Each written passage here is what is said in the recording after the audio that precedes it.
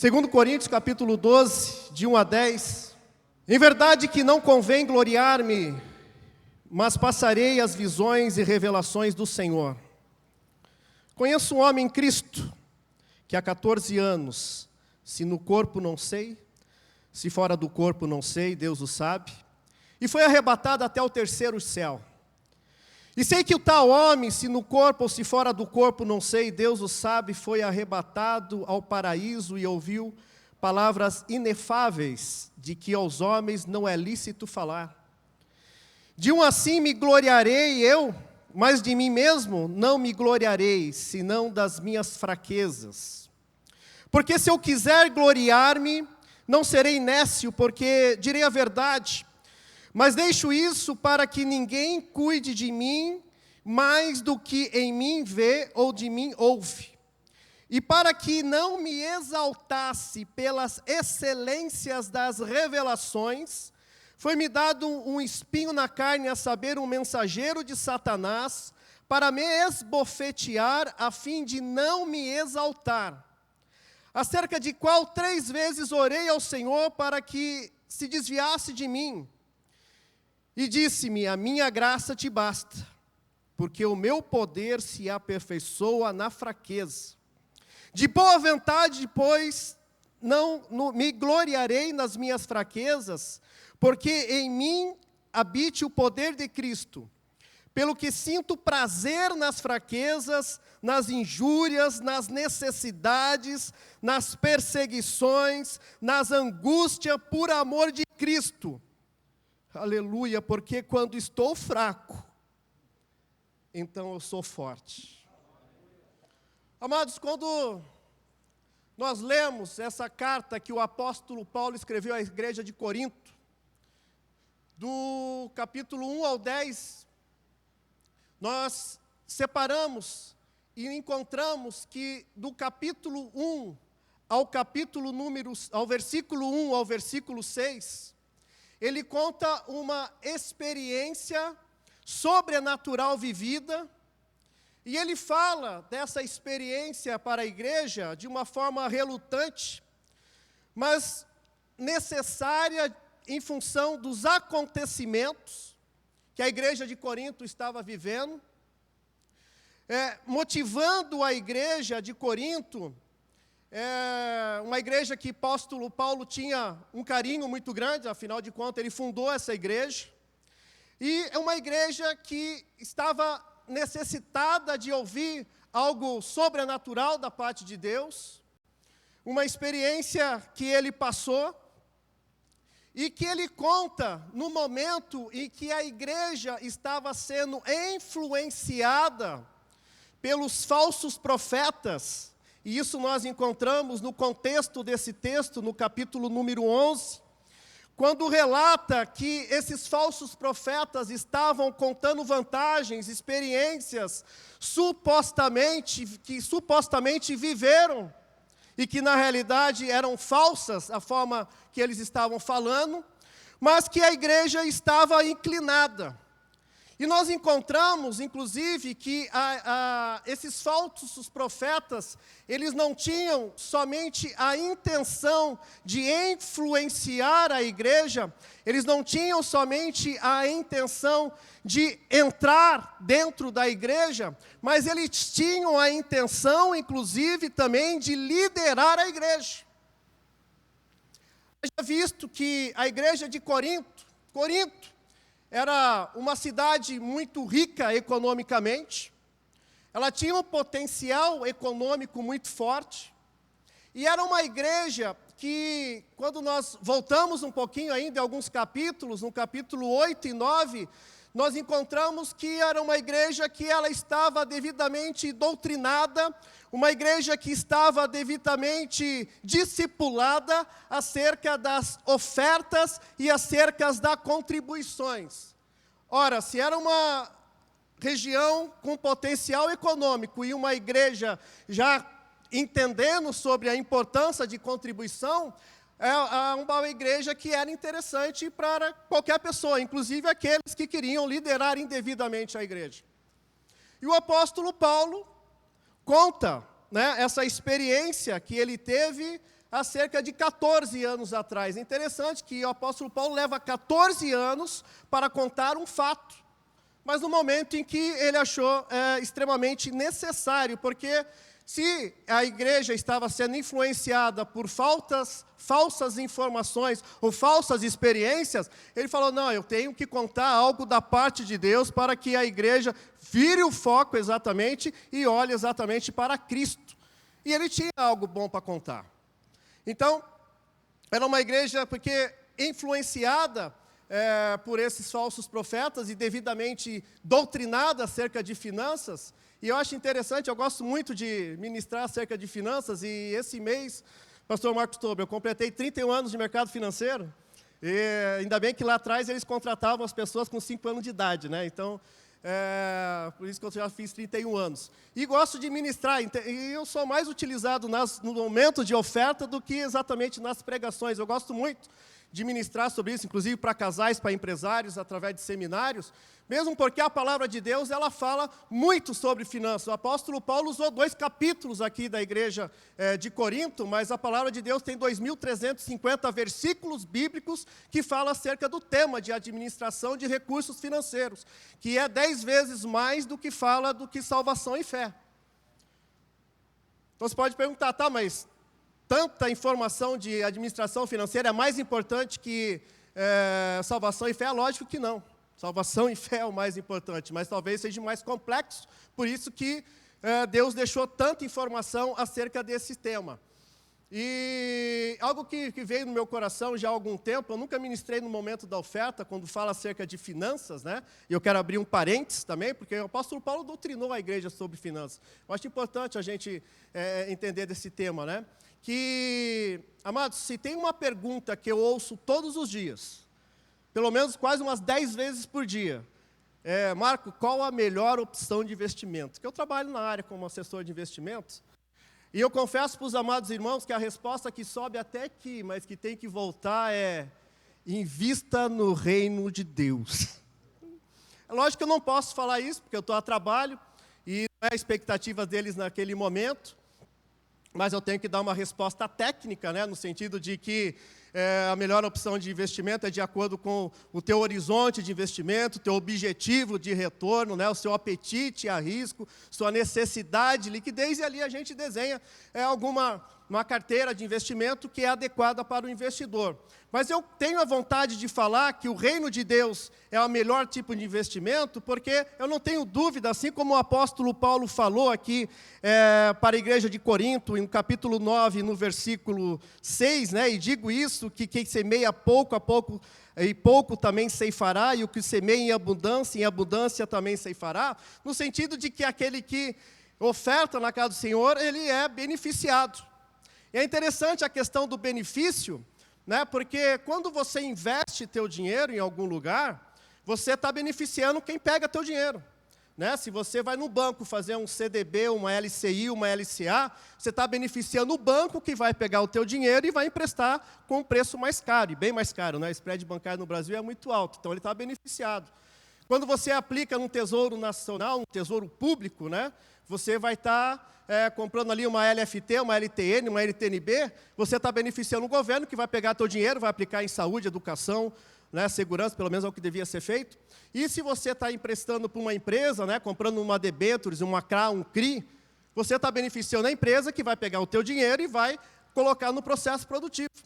E é interessante que quando você investe no reino de Deus, o beneficiado é você mesmo. E eu digo isso no sentido de que quando eu olho a palavra de Deus, que fala que o Senhor é o dono do ouro e da prata, e quando ele conta a história de Pedro, que quando Pedro, que foram lá cobrar os impostos, né, perguntou para Pedro, Pedro, seu mestre paga imposto? Ele responde sim. Ele responde sim, sem perguntar para o mestre. Depois ele foi lá ver com Jesus, não é isso? E quando ele vai lá ver com Jesus, Jesus fala, não, vai lá Pedro, pesca, do primeiro peixe lá, da boca do peixe vai vir o dinheiro para a gente entregar as nossas ofertas, porque nós não vamos aqui escandalizar ninguém. Mesmo ele sabendo que ele não precisaria fazer isso. Eu estou dizendo isso, amados, porque diferente lá do banco, diferente do Tesouro Nacional, diferente das empresas, você é o beneficiário. Deus não... Eu vou falar com muita ousadia, talvez eles nem vão me chamar mais para falar no momento da oferta. Mas você sabia que Deus não se beneficia com o teu dinheiro? Quem se beneficia é você. E quando eu vejo que Jesus falou, Pedro, vai lá pega lá a moeda, é porque ele está falando, eu resolvo todas as coisas. Amado, eu quero te dizer isso com a autoridade que o Espírito Santo me dá.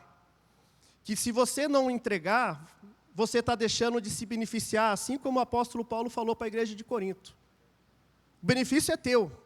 E se você não entregar, a obra do Senhor não vai parar. Assim como Pedro entregou o imposto, assim como ele é o dono do ouro e da prata, amado, se você não entregar, a obra do Senhor vai continuar. A única coisa que vai acontecer contigo, você vai deixar de ser beneficiado.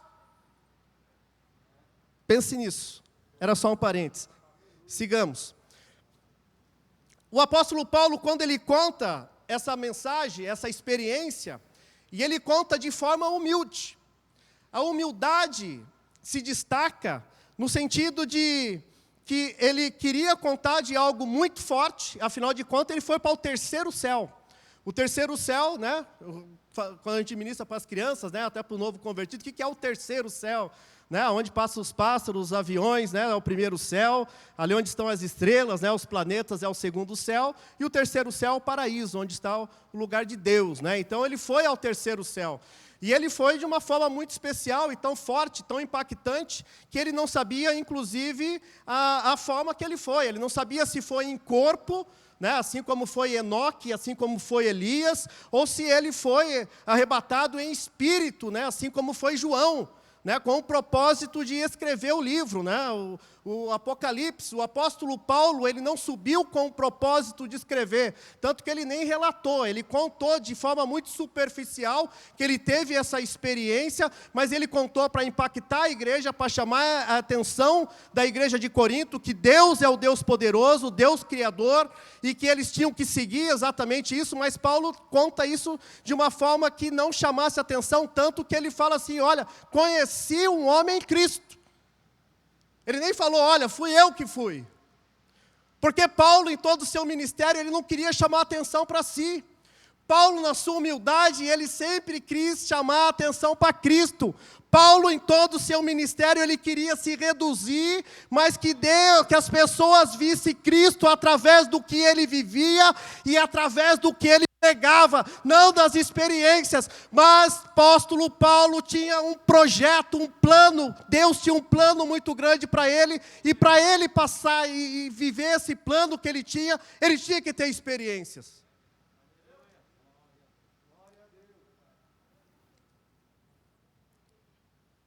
Seguindo em frente, nós encontramos depois que no versículo 6, porque se quiser gloriar-me, não serei nécio, porque direi a verdade, mas deixei isso para que ninguém cuide de mim mais do que em mim vê ou do que me ouve. A experiência, Paulo queria que as pessoas vissem Paulo naquilo que ele vivia e naquilo que ele pregava. A partir do capítulo número 7, até o 10, o apóstolo Paulo, ele conta acerca das consequências da revelação e das experiências que ele vivia, de subir ao terceiro céu. E aqui ele começa, né? E para que não me exaltasse pelas experiências, ou para que eu não me ensoberbecesse, como dizem algumas escrituras, algumas traduções, era que exatamente Deus tinha uma preocupação de que Paulo viesse a se exaltar pela grande experiência que ele passou. A experiência foi muito grande, mas Paulo, ele tinha uma inclinação humana, a natureza humana, assim como é a minha e é a sua, uma natureza complicada e perigosa. Ele viveu aquela experiência, mas Deus falou, olha, eu tenho que te colocar algo, Paulo, para que você não se sinta aquele cara mais importante. E afinal disso, Paulo tinha essa possibilidade. Afinal de contas, se a gente olhar para quem era Paulo, né, quem foi Paulo, né, o judeu lá da tribo de Benjamim, né, ele sentou lá na escola do maior expoente de ensino da época, que é Gamaliel, né, ele aprendeu muito bem, ele era o príncipe ali dos fariseus, ele tinha tudo para se tornar uma pessoa arrogante. E se ele se exaltasse, a consequência que teria é que ele não poderia, o Espírito Santo não poderia entrar em Paulo e ele ser utilizado da forma que o Senhor gostaria que ele fosse. Deus precisava que Paulo se permanecesse humilde. Deus precisava que Paulo se estivesse sentindo algo, alguma situação, para que ele não falasse, olha, eu não sou o grande Paulo. É um grande Deus. Paulo tinha que falar do poder de Deus. Paulo não podia falar das experiências que ele tinha, o tanto que ele não contou a experiência. Só numa questão de necessidade. Ele não fez congresso, ele não fez cartaz, olha, eu subi ao terceiro céu, vamos fazer uma campanha, não. Paulo só contou aquela experiência para a igreja inclinar os olhos para Cristo e ele poder seguir cumprindo o propósito, mas ele recebeu um espinho na carne.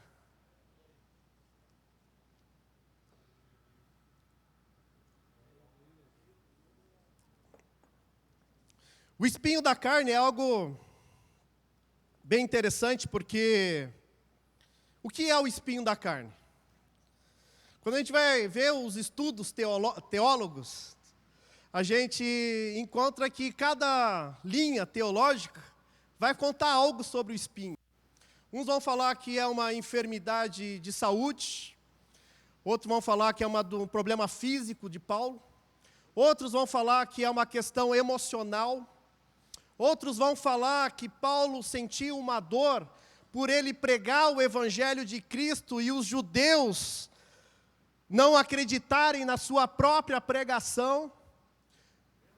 Cada um fala algo sobre o espinho. Um vão falar que é a tentação, que é uma tentação que ele tinha, que ele lutava contra aquilo, mas que na realidade ninguém consegue dizer exatamente o que é espinho, porque ele não é revelado aqui na palavra. Talvez a igreja de Corinto, que viveu com ele, talvez teria a condição, a capacidade de entender porque estava vivendo com ele. Mas nas Escrituras não veio para nós o que é o espinho que o apóstolo Paulo teve. Né? E quando a gente vai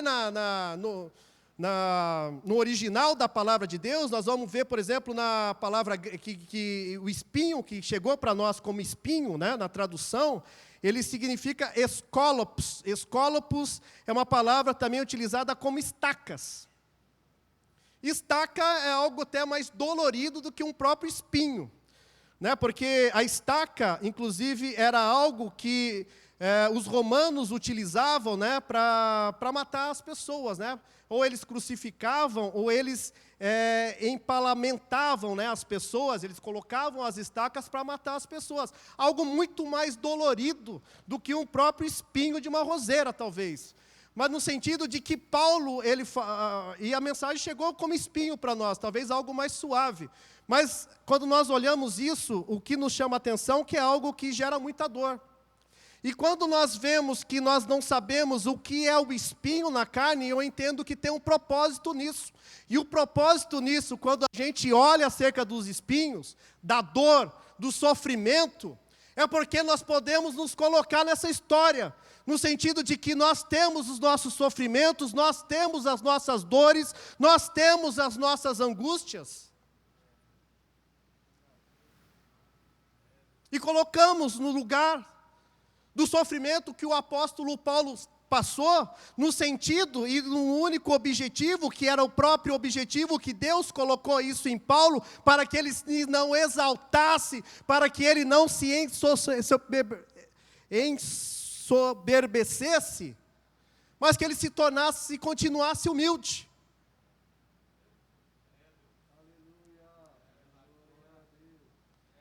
E o que chama a atenção na sequência é que o apóstolo Paulo também tinha o desejo e a vontade de se livrar dessa dor. Por 3 vezes, ele pediu a Deus para que esse espinho da carne fosse retirado dele.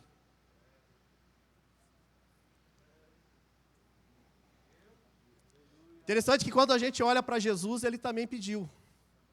Antes de passar lá no Getsêmani, antes de passar no processo de crucificação, ele pediu ao Pai: Pai, se possível, tira de mim esse cálice. Assim como o apóstolo Paulo, Jesus também não teve resposta.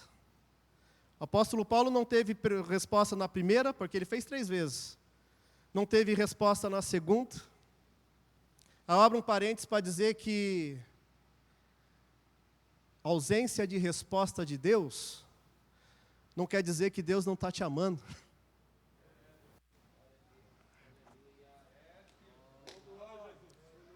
Quando nós olhamos que na 3ª vez que o apóstolo Paulo fala, tira esse espinho, ele recebe a resposta: a minha graça te basta, porque o meu poder se aperfeiçoa na fraqueza. Amado, às vezes é doído, às vezes está complicado, às vezes a dor não passa, às vezes a gente pede para Deus, isso não vai embora, continua com a gente. Estou suando aqui, amados, mensagem difícil de pregar, falar que a dor é boa, e eu acredito que é difícil de ouvir também,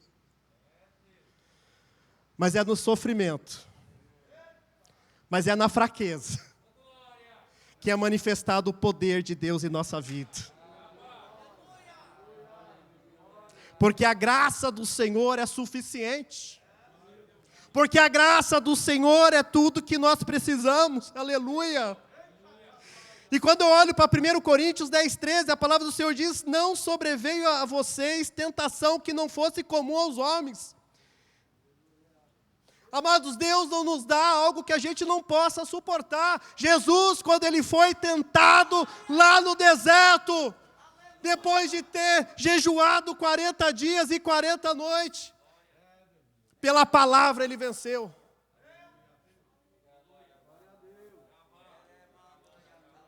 A vitória está aqui, meu amado.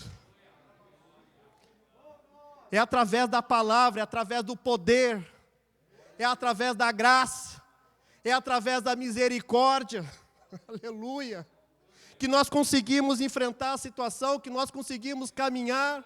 E às vezes é doído mesmo, às vezes é complicado, quando nós olhamos lá, Salmo 126, capítulo 5, que diz: os que semeiam em lágrimas cegarão com alegria. Aquele que leva a preciosa semente, andando e chorando. Às vezes a gente vai andando e chorando, doendo, sofrendo, mas não podemos deixar de caminhar, não podemos deixar seguir, porque a mesma palavra diz: aquele que leva a preciosa semente andando e chorando, estará contigo com certeza, com alegria os seus molhos. A vitória é logo ali, meu amado. Relabada chodecante odere lá. Mas está doendo, está doído, está difícil.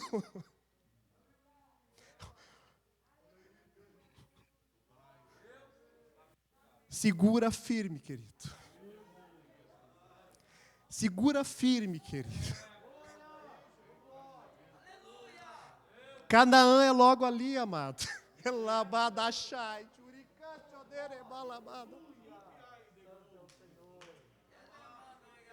Canaã é logo ali, amado.